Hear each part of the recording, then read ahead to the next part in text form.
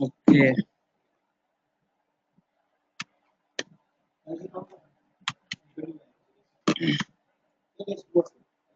Okay. Good morning Vishwajeet, Samarth. Hare Krishna भी लिखा है कोई सी ने, हरे कृष्णा। ओके, तो कल मैंने आपको होमवर्क दिया था, किसी को कोई डाउट है? समर्थ, विश्वजीत, आपने सॉल्व किया? दिखाइए अपना, शो करिए।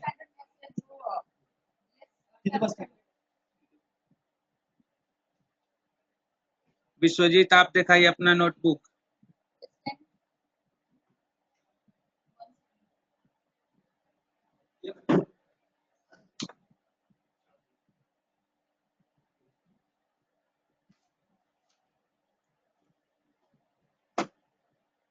Good morning, everyone.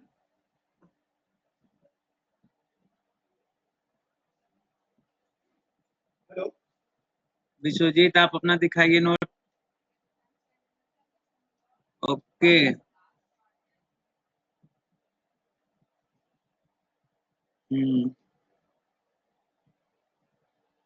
समर्थ, आप भी दिखाइए। समर्थ,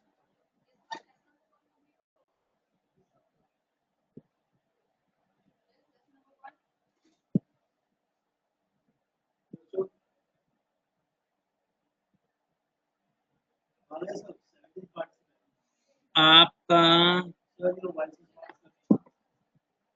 हाँ अभी क्लियर दिखाई दे रहा है। Okay okay. हर्षवर्धन, बताओ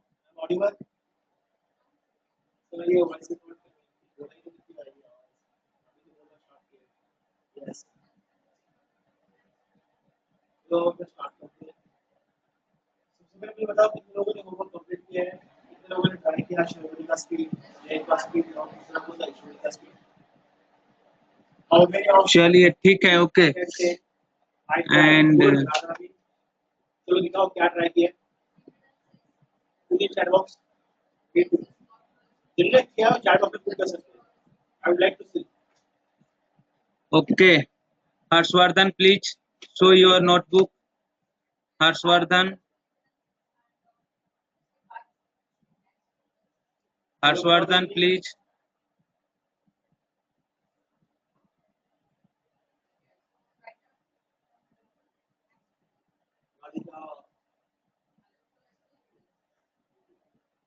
चलो और लोगों ने ट्राई किया, बताइए जल्दी। ठीक है, Harshvardhan, only for 3 students, Harshvardhan and Vishwajit or Samarth. Rest of student where? मैंने क्वेश्चन भी यही पूछा था कि how many of you solve and one how many of you try. Harshvardhan, अपना नोटबुक शो करिए। ये तो मैंने कोशिश करना जरूरी है, सॉल्व हो रहा है बात की बात बराबर। चलो बताइए फटाफट फटाफट। Harshvardhan please tell me. Okay, मैं बात करता हूँ, आइए। ठीक है, ट्राई किया है कोई नाम पुट कर सकते हैं चैट बॉक्स में। आई वुड लाइक टू सी। तो अब हम लोग पैरेलल लाइन में हैं। सर वॉइस इज ब्रेकिंग बेटा। पैरेलल लाइन में हम लोग क्या क्या कर लिए थे? क्रॉसपॉन्डिंग एंगल, ट्रांसवर्सल लाइन क्या होता है? Angle made by transversal, corresponding angle, interior angle, alternate angle, ये सारे हम लोग पॉइंट कल क्लियर कर लिए थे। प्रॉपर्टी ऑफ, बताओ जल्दी हमें स्टार्ट करना है, 4 मिनट हो चुके हैं। हाँ, प्रॉपर्टी ऑफ, हमने सॉल्व किया तो बताइए। property of the two parallel lines in transversal line। तो यहाँ पर आइए सेकेंड प्रॉपर्टी हम लोग करते हैं।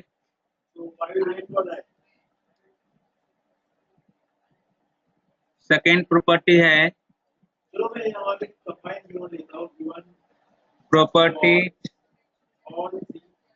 Properties of corresponding angle. लिख लो Ayush, Aryan, corresponding corresponding angles, angle, property of corresponding angle. Okay, अब देखिए corresponding angle क्या होता है, ये पैरेलल लाइन है, ये पैरेलल लाइन है, ये पैरेलल लाइन है, ओके, और ये ट्रांसवर्सल लाइन है, आपका मैंने ट्रांसवर्सल लाइन बना दिया, राइट। ए पॉइंट पी है, ए पॉइंट क्यू है, और ए पॉइंट आर है, और ए पॉइंट एस है, और एम पॉइंट है, और ए एन पॉइंट है। ओके, और ए पॉइंट ए है, और ए पॉइंट बी है, ओके। तो each pair of corresponding angle formed by two parallel lines and their transversal of each of congruent angle। तो corresponding angle आपस में क्या होते हैं, इक्वल होते हैं। ये पैरेलल लाइन से यहाँ पर ए एंगल और ए एंगल corresponding एंगल होगा, ये corresponding एंगल आपस में इक्वल होते हैं। तो फर्स्ट पॉइंट नोट करिए, इसमें कौन से एंगल इक्वल है। Angle A M Q, congruent angle M N S, A angle और ए एंगल आपस में इक्वल है। वॉइस इज नॉट कमिंग, अभी वॉइस आ रहा है कि नहीं मेरा।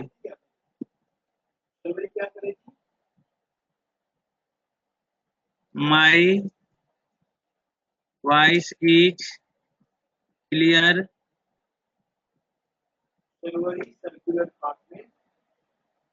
यस सर, ओके, टाइपिंग करिए। ओके, चलिए ठीक है। तो फर्स्ट हो गया दिस एंगल, और दिस एंगल को हम कौन सा एंगल बोलेंगे, corresponding एंगल। फिर आपके पास सेकेंड क्या है, एंगल पी एम, देखिए पी एम और एन, पी एम एन, ये दिस एंगल और ए वाला एंगल, कॉन्ग्रुएंट एंगल लिख लीजिए, congruent angle M M N R. In third case हम लोग लेंगे, थर्ड केस किसके लिए लेंगे,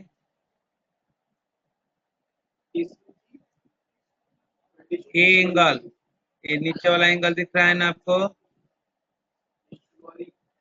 पी एम ए होना, ए होगा, पी एम ए होगा, सॉरी पी एम ए बनाइए इसको, ए रुकिए, ए है पी एम ए, ये साइड कितना था 157 metre. Then what about the other side? ये एंगल जो है तो सारी साइड किसके से, और ये क्या यहाँ पे 3.50 एंगल पी एम ए होगा, angle P M A.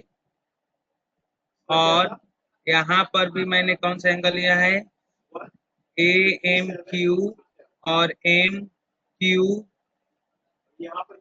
M Q S, ऐसा ही है, हाँ P M S, yes sir, हाँ वही होगा।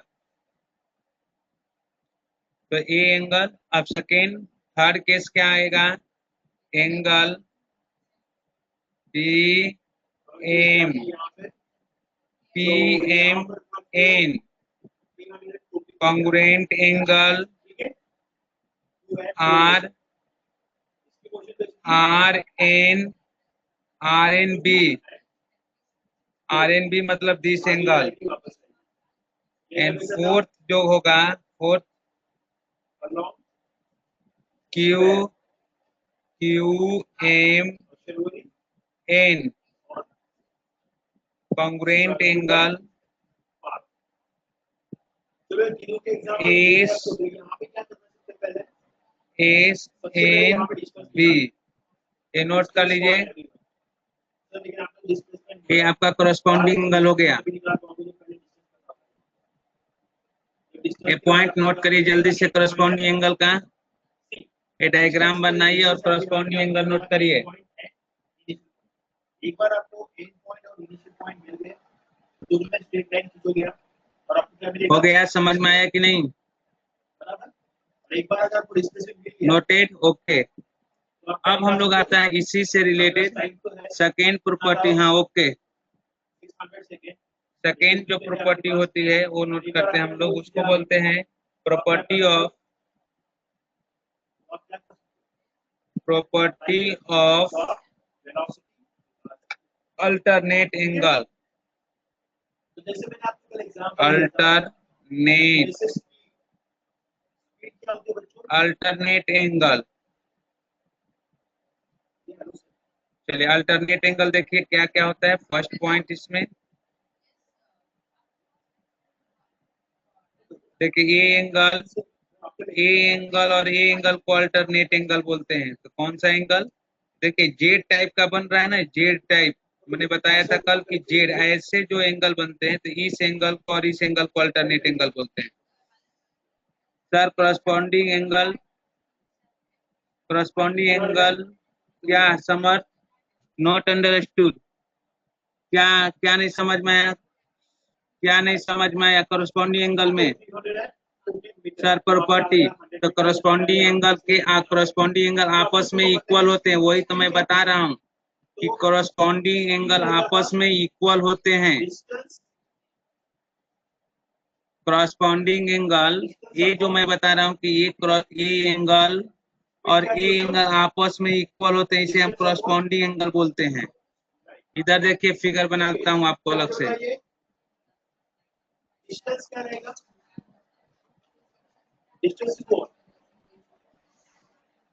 ये देखिए ये दो लाइन है देखो टाइम यहाँ पे नीचे और ये लाइन है, ये दो पैरेलल लाइन है ठीक है। और यहाँ ये ट्रांसवर्सल लाइन है, राइट। तो मैंने ये लाइन सपोज ए हो गया, ए बी हो गया, ए सी हो गया और ए डी हो गया, और ए पॉइंट एम है और ए पॉइंट एन है, और ये लाइन ए हो गया, ए सी और डी है। ध्यान से सुनिए, तो मैं बता रहा हूँ ए एंगल और ए एंगल आपस में इक्वल होते हैं, इन्हें करस्पॉन्डिंग एंगल, ये रिलेशन होता है। समझ में आया? तो अगर हम बोलेंगे angle A M C congruent angle M N C, तो ये दोनों एंगल आपस में, दिस एंगल ए वाला एंगल और ए एंगल आपस में इक्वल होंगे, इन्हें कॉन्ग्रुएंट एंगल बोलते हैं। ये एंगल और एंगल आपस में इक्वल हो गए, इसे कॉन्ग्रुएंट एंगल बोलते हैं। इसका यही प्रॉपर्टी होता है। इसमें क्या समझने की चीज है? प्रूफ थोड़े है आपके पास, 9th क्लास में प्रूफ कराया जाता है। वो लीनियर पेयर एंगल से इक्वल करके पहले वो 180 डिग्री कैंसिल हो जाता है, और एक जो कॉमन एंगल होता है वो कैंसिल होगा, तो प्रूव होता है कि this angle equal to this angle. और आपका क्रॉस यहाँ आपके सिलेबस में केवल आपको पहचान करने आना चाहिए कि ए एंगल और ए एंगल करस्पॉन्डिंग एंगल होते हैं, तो वो एंगल आपस में इक्वल होते हैं। इसका प्रॉपर्टी यही होता है, C B C M B congruent angle, angle congruent angle M N D, ये कॉन्ग्रुएंट एंगल है। तो इसका प्रॉपर्टी इतना ही आपको सिलेबस में है कि कॉन्ग्रुएंट एंगल आपस में इक्वल होते हैं, करस्पॉन्डिंग एंगल आपस में इक्वल होते हैं, इंटीरियर एंगल का सम 180 डिग्री है। ये आपकी प्रॉपर्टी है, आपके सिलेबस में प्रूफ दैट उसका नहीं है। समर्थ समझ में आया कि नहीं? समर्थ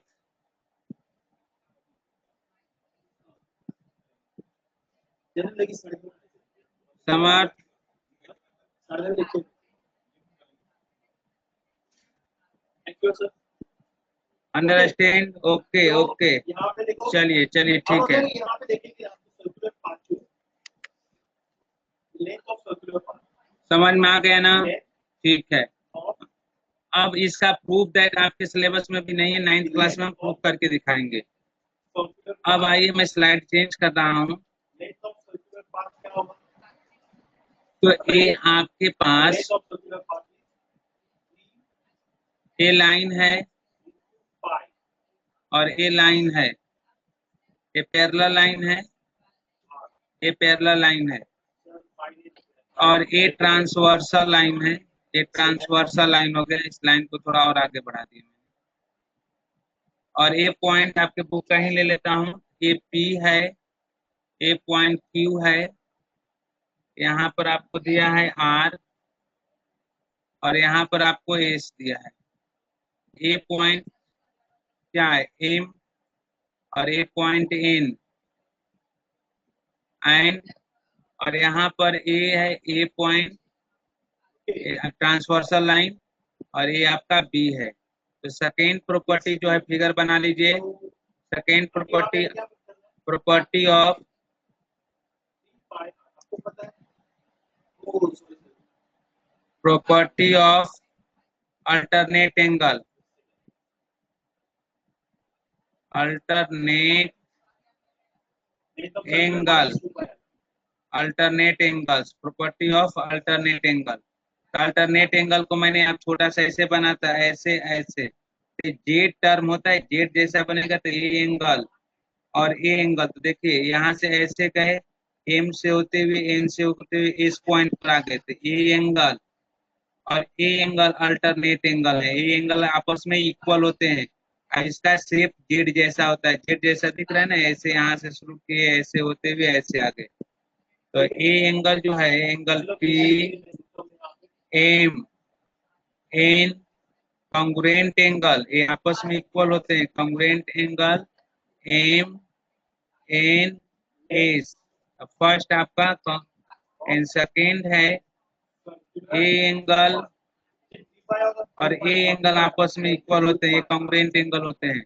तो एंगल आप लिख सकते हैं Q M N. Congruent angle, congruent angle क्या? R R N M. Note करिए जल्दी से, एंगल कॉन्ग्रुएंट एंगल होते हैं। तो इसमें दो टाइप के कॉन्ग्रुएंट एंगल आते हैं। तो इसको हम बोलते हैं ये इंटरनली, ये आपका हो गया इंटरनल कॉन्ग्रुएंट एंगल। अभी जो हमने बताया इंटरनल कॉन्ग्रुएंट एंगल हो गया। और इसका बी पार्ट होता है external congruent angle. External,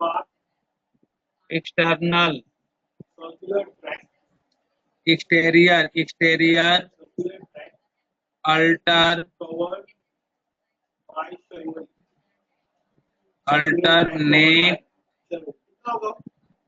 angle. Okay, angles exterior alternate angle. तो इसमें भी दो पेयर आएगा। देखिए एक एंगल ए, ये बाहर का जो एंगल दिख रहा है ना, ए वाला एंगल, और इसके करस्पॉन्डिंग कौन सा एंगल? अब जेड देखिए, जेड किधर से बन रहा है? ऐसे। तब ये कौन सा एंगल होगा आपका? A M P, A M P equal to N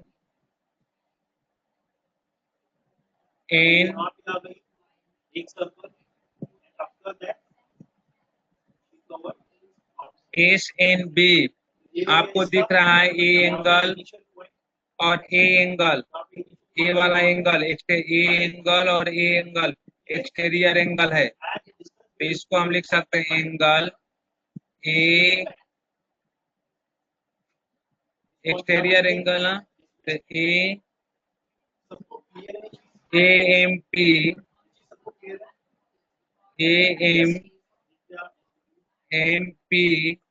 congruent angle, exterior angle के लिखेंगे एस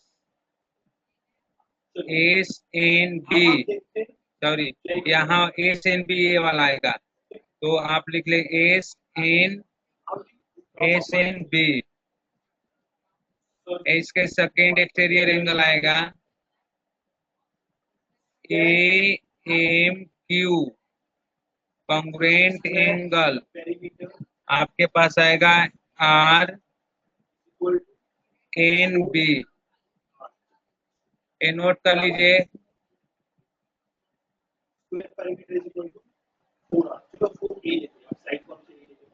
नोट कर लिए सभी लोग। एक्सटीरियर एंगल दो टाइप के होता है, इन अल्टरनेट एंगल दो टाइप का होता है, एक एक्सटीरियर अल्टरनेट एंगल, एक इंटीरियर अल्टरनेट एंगल।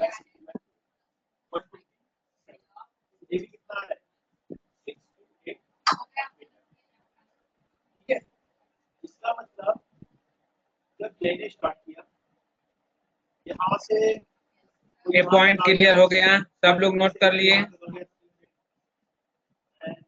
सब लोग नोट कर लिए कि नहीं? अब आता है लास्ट पॉइंट, आपको मैं बताने जा रहा हूँ, वो है इंटीरियर एंगल। तो इंटीरियर एंगल हेडिंग डालिए, इसी से मैं बता देता हूँ interior angle, property of interior angle, property of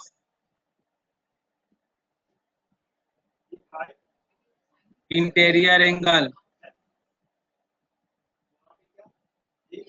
interior angles.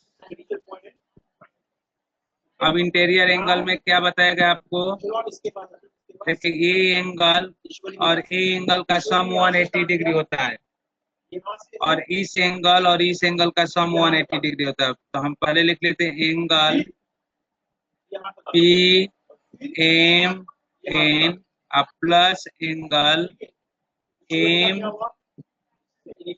N R equal to 80 degree. ये आगे चल के प्रूव कराऊंगा। इन सेकेंड हो गया Q M N plus angle M N S equal to 180 degree. समझ में आया ना? ये दो पॉइंट नोट कर लीजिए। अब इन्हीं के हेल्प से हम बाकी सारे क्वेश्चन सॉल्व करेंगे। तो आपका एक्सटीरियर एंगल हो गया, इंटीरियर एंगल हो गया, अल्टरनेट एंगल हो गया। नोट कर लिए समर्थ? समर्थ नोटेड? ओके ओके ठीक है, तो सभी लोग नोट कर लीजिए सारे पॉइंट। अब आते हैं हम लोग क्वेश्चन सॉल्व करेंगे इससे रिलेटेड। प्रैक्टिस सेट 2.2 में आते हैं।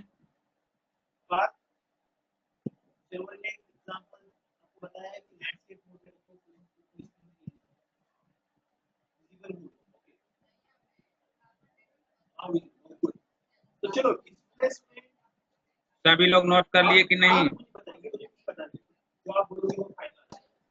Okay noted. ओके ये प्रैक्टिस सेट। ओके अब आते हैं प्रैक्टिस सेट पे। Practice set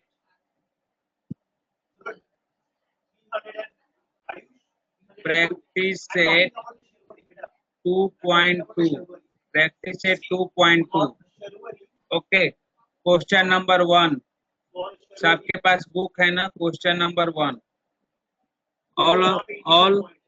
all have you book? Text book सभी के पास है ना? बोलिए। नो ओमकार? Yes okay. अब नहीं है तो ओमकार आप बुक परचेज कर लीजिए। अभी ओपन शॉप ओपन हो गया है। नो सर क्यों हर्षवर्धन आपको क्या प्रॉब्लम है? हर्षवर्धन मैंने पीडीएफ बुक भी तो सेंड किया हूँ। जब भी हम हाफ सर्कल कवर करते हैं, जब भी हम हाफ सर्कल कवर करते हैं, 8 और 7, हाँ 8। अभी किस क्लास के मैं पढ़ा रहा हूँ पता है? हाफ सर्कल कवर करते हैं, तो we are around the diagonal. ओ, मैं किस क्लास के पढ़ा रहा हूँ? ओके, हर्षवर्धन टाइपिंग करो, मैं किस क्लास का पढ़ा रहा हूँ? हर्षवर्धन, हर्षवर्धन,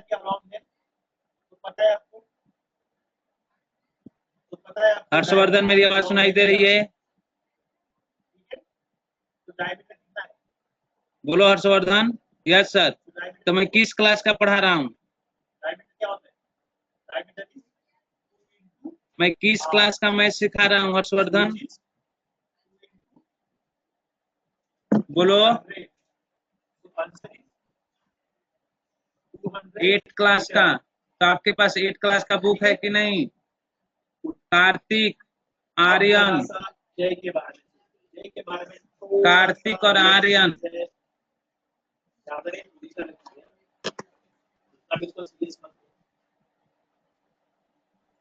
ठीक है, कोई कैसे भी जाए तो कार्तिक और आर्यन, बराबर यार स्ट्रेट फॉरवर्ड लोग चाहे कैसे भी जाए। किस क्लास के मैं सिखा रहा हूँ? कार्तिक और आर्यन, प्लीज टाइप। मैं किस क्लास का मैथ पढ़ा रहा हूँ? कार्तिक और आर्यन, जल्दी से टाइप करो, नहीं तो फिर फोन लगाऊंगा ना तो फिर।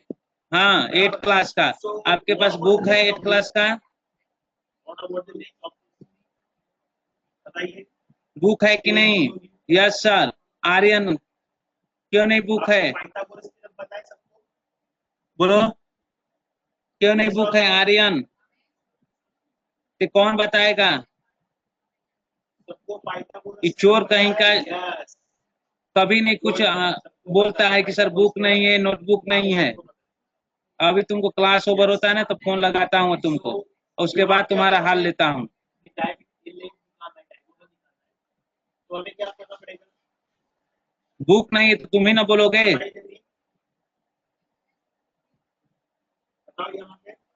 चलिए क्वेश्चन नंबर 1 सॉल्व करते हैं।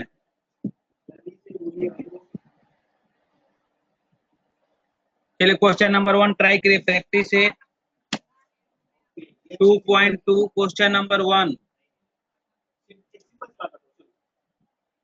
दिया है कि choose the correct alternative in the joining figure if line M parallel to line N and line P is alternate then x equal to। जल्दी सॉल्व करिए, बाकी लोग ट्राई करिए। ये आपको लाइन ऐसे दिया है, ऐसे लाइन दी है, डायगोनल स्क्वायर और हाइपोटेन्यूज स्क्वायर ये दिया हुआ है, और आपको ऐसे लाइन दी हुई है, हाइपोटेन्यूज स्क्वायर जो होगा और ए एम पॉइंट है और ए एन लाइन है और एक पी है, और ए एंगल आपको दिया हुआ है एक 3x और ए एंगल x दिया है। तो फाइन द एक्स, जल्दी निकालिए। तो फाइन एक्स, एक्स निकालिए। कितने लोग सॉल्व कर पा रहे हैं? जल्दी सॉल्व करिए। Hypotenuse square addition of solve करिए जल्दी से। साइड स्क्वायर, यहां पे होगी साइड 1, यहां पे side Vishwajeet, we have to use Pythagoras theorem, so part में सिंपल है 24000। ओके तो बेटा हाइपोटेन्यूज का स्क्वायर हो गया ना, उसका स्क्वायर रूट लेना पड़ेगा, फिर आपको फाइंड करना। लेकिन चलो बेटा यहाँ पे मैं आपको सिंपल सी बात बताता हूँ, जो ये छोड़ा, ओके चलो द डायगोनल ऑफ स्क्वायर से सिंपल फॉर्मूला बताते हैं। डायगोनल सॉल्व हुआ कि नहीं? स्क्वायर, ये तो बहुत सिंपल है, इसका एक्स निकालना।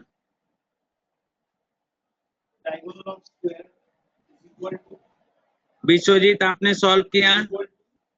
विश्वजीत, साइड अरे आपके पास बुक है तो।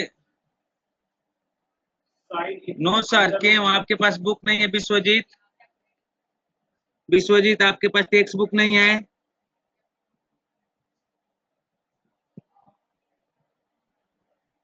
Yes sir, I have text book. जब आपके पास टेक्स्ट बुक है तो ये कौन सा एंगल है? ये एंगल और इस एंगल को हम क्या बोलते हैं? बोलिए।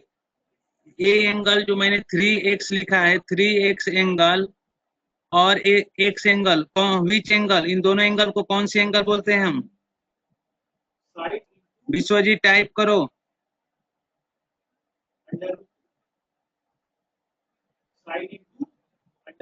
विश्वजीत, समर्थ का आंसर आया 45 डिग्री। यहाँ पे क्या आएगा? विश्वजीत, तो मेरी आवाज सुन नहीं तुम?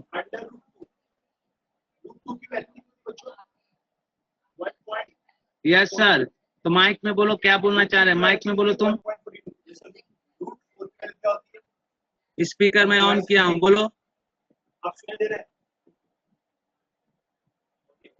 इस तरह से स्क्वायर रूट ऑफ 4 विश्वजीत, उसी तरह से स्क्वायर रूट ऑफ समर्थ आपसे नहीं पूछ रहा हूँ। हाँ, मुझे नहीं पता चल रहा कैसे सॉल्व करूं। क्या बोल रहे हो? सर मुझे समझ नहीं आ रहा कैसे सॉल्व करूं। आपको समझ में नहीं आ रहा है तो अभी तक मैं जो पढ़ा रहा था तो आप क्या कर रहे थे? अभी तक मैंने आपको अभी बताया था ना कि linear interior angle, interior angle क्या होता है? इंटीरियर एंगल नहीं समझ में आ रहा है तो पूछना चाहिए ना, इंटीरियर एंगल क्या होता है? इंटीरियर एंगल में क्या? Sir interior angle 180 degree. Interior angle का सम 180 डिग्री होता है। तो मैंने आपको एक फिगर बना कर समझा रहा था, सभी लोग देखिए ध्यान से कि इस एंगल और इस एंगल को क्या बोलते हैं हम? इस एंगल को और इस एंगल को हम क्या बोलते हैं? बोलिए। Sir interior angle. तो इन दोनों एंगल का सम 180 डिग्री होता है। तो अभी तक मैं सिखा रहा था तो तू सब बोले कि नहीं sir, understand, understand, understood, understand. तो क्या क्या क्यों लिख रहे थे जब नहीं समझ में आ रहा था? तो ये जो एंगल है, ए एंगल और ए एंगल, इन दोनों एंगल का सम 180 डिग्री होगा। तो इंटीरियर एंगल के दो पेयर होता है, ए एंगल, इधर का भी एंगल इंटीरियर एंगल होता है, इधर भी इंटीरियर एंगल होता है। तो ये भी दोनों एंगल का सम 180 डिग्री होता है। समझ में आया कि नहीं? Yes sir. समर्थ, समर्थ, समर्थ, समर्थ, मेरी आवाज सुनाई दे रही है? समर्थ, प्लीज टेल मी। सर समर्थ, मेरी आवाज सुनाई दे रही है आपको? Yes sir. तो आपसे जब पूछा जाए ना तभी आप बोलिए, डायरेक्ट आप आंसर मत टाइप मत कर दीजिए। आप आंसर जब टाइप कर देते हैं तो बाकी लड़के उस आंसर को देख लेते हैं। Okay sir. हाँ, आप आंसर मत टाइप करिए। ओके हम सर। सबसे पूछेंगे, उसके बाद हम आपसे जब पूछा जाएगा तभी आप आंसर टाइप करिए। Okay sir. ओके, ठीक है।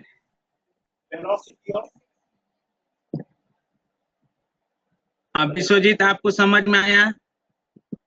विश्वजीत,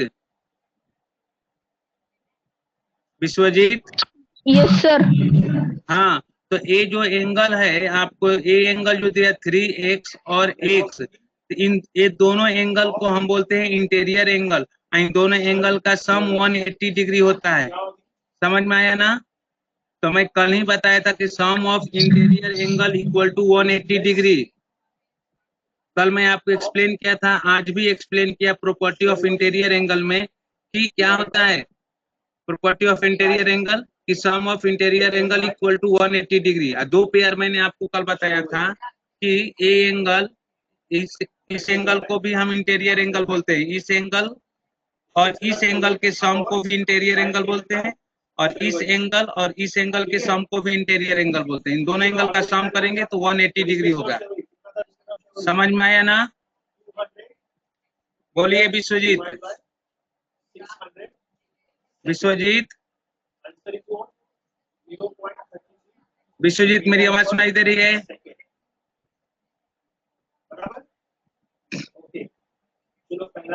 गया। हर्षवर्धन, हर्षवर्धन, आप सेकंड आंसर बताइए, सेकंड वाला आंसर बताइए हर्षवर्धन, जल्दी से। हर्षवर्धन मेरी आवाज सुनाई दे रही है? सेकंड वाला आंसर बताइए, सेकंड सेकंड। हर्षवर्धन मेरी आवाज सुनाई दे रही है आपको? हर्षवर्धन, आप देखिए तो ये आपको इसका एक्स निकालना है, तो आप यहाँ पर लिखेंगे कि sum of interior angle, sum of interior angle, sum of interior angle equal to कितना होता है? 180 डिग्री। Yes sir. तो यहाँ पर देखिए तो दिस इम्प्लाई कितना हो गया? 3x plus x equal to 180 degree. तो this imply 4x equal to 180 degree. तो therefore x equal to 180 degree upon 4, यहाँ से कैंसिल हो गया तो कितना आया?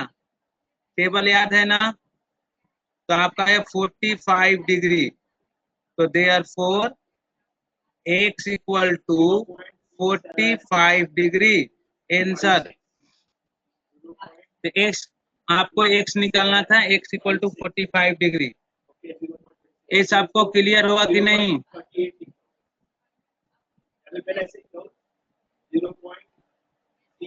हाँ ठीक है।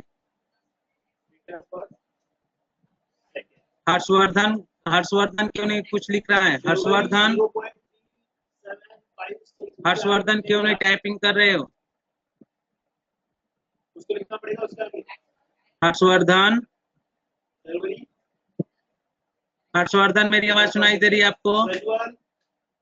आपको समझ में आया कि नहीं? हर्षवर्धन प्लीज स्पीक, आप बोल सकते हैं। बात बात अरे दो बातें एक ही रिप्लाई देते हैं। हर्षवर्धन, फिर आपने रिप्लाई दिया। हाँ बोलो हर्षवर्धन। हर्षवर्धन, तो मैंने रिप्लाई दिया, तो मैंने should be right metre per second also. And Harshvardhan, Kartik चला गया। Aryan, Aryan, our answer should be completed.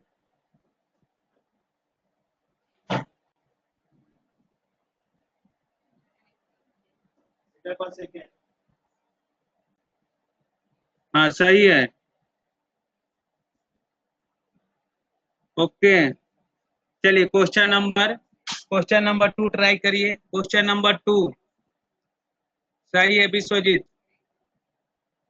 Sir, my answer right. हाँ या आपका आंसर सही है। वो डिवीजन करिए, डिवाइडेड बाय 3 लिखिए 4x, तो देयरफॉर x इक्वल टू, ऐसे नहीं सही लिखे। मैंने कैसे लिखा हूँ? 4x इक्वल टू 180 डिग्री, तो x equal to 180 degree upon 4, तो डिवाइड किया तो 45 डिग्री। मैंने कैसे लिखा हूँ? स्टेप नंबर 1 2 सही है। 180 डिग्री अपॉन 4 होगा, आपको ऐसे लिखना होगा 4x इक्वल टू 180 डिग्री, तो therefore x equal to 180 degree upon 4। हाँ आप सही है। हाँ 1 किसका है? ओमकार, सही है। ओके तो यहाँ से इसको कैंसिल करेंगे तो 45 डिग्री होगा। चलो आप में से कोई लॉजिक लगा सकता है कि मैंने यहाँ पे एक क्यों लगा? हाँ सही है सर, होमवर्क मैं दे रहा हूँ, अभी रुकिए। बाकी लोग को समझ में आया कि नहीं?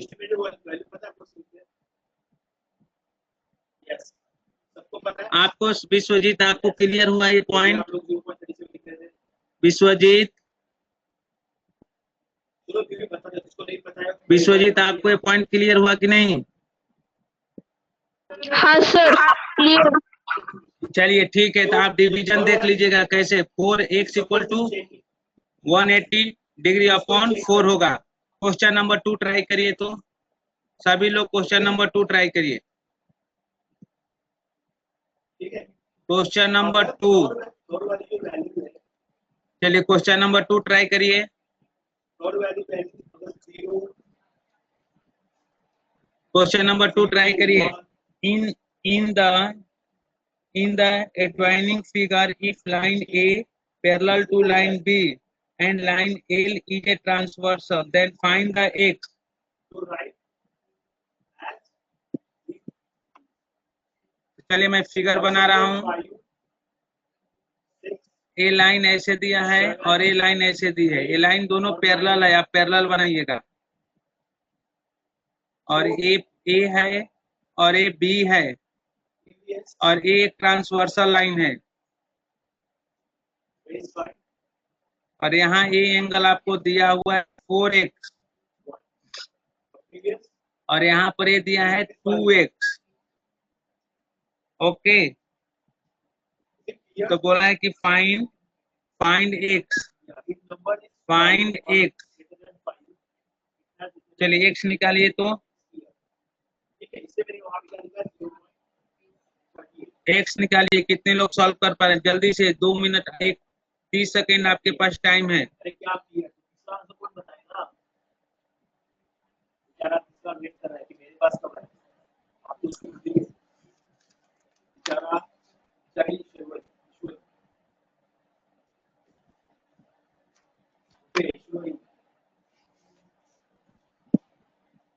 चलिए देखिए कैसे सॉल्व करते हैं इसको। देखिए, अब देखिए हमने कल वर्टिकल अपोजिट एंगल बताया था। Vertically opposite angle, vertically opposite angle. Okay, तो वर्टिकली अपोजिट एंगल मैंने क्या बताया था? ये, हाँ बोलिए, क्या कोई बोलना चाह रहा है? सर मेरा आंसर 30 डिग्री आया। आपका आंसर 30 डिग्री आया है? यस सर, मैं फोटो सेंड करता हूँ। हाँ सही है, 30 डिग्री आपका आंसर सही है। तो आपने वर्टिकल अपोजिट एंगल का कंसेप्ट लगाया। तो जय बोलिए, और पार तो ए एंगल जब 2x है तो ये भी एंगल 2x होगा। सबका वर्टिकल अपोजिट एंगल आपस में इक्वल होते हैं। तो एंगल, इस एंगल को अगर ए एंगल x है, 2x है, तो ये भी एंगल 2x है, क्योंकि वर्टिकल अपोजिट एंगल आपस में इक्वल होते हैं। कल मैंने आपको बताया था। तो अगर सपोज इस एल हो गया, ये एल है, अगर हमने इस पॉइंट का नाम रख दिया, आंसर देख कर नहीं पीछे से बताना है।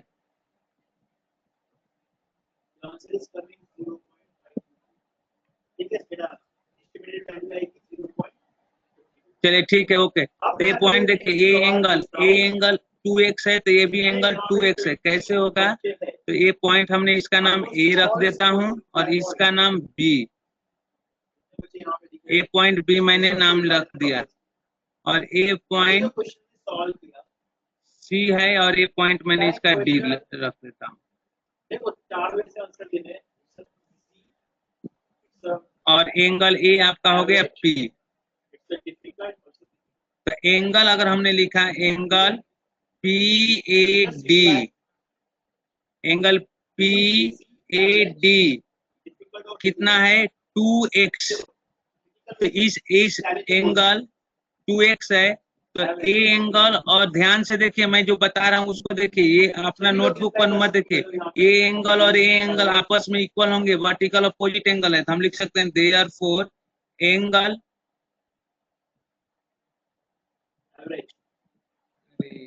टाइम